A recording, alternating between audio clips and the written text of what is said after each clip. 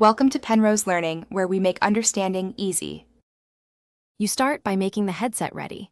Charge it above 50% and confirm firmware is current so playback is stable.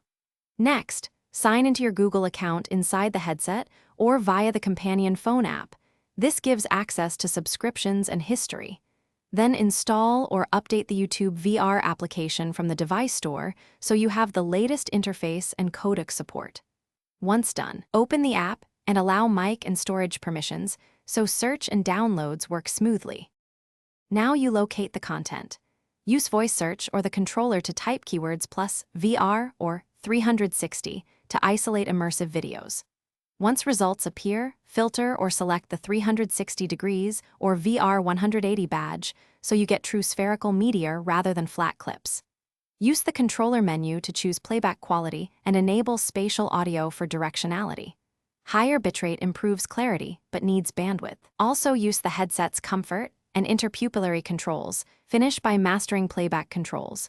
Use gaze focus, controller buttons, or gestures to play, pause, scrub, and jump chapters so you stay in control. If video stutters, lower quality or switch playback codec and make sure Wi-Fi is stable.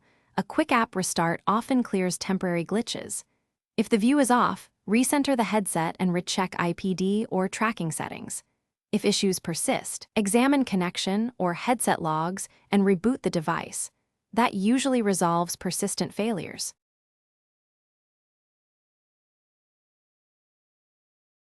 Thanks for watching. If this was helpful, leave a like and consider subscribing. See you next time.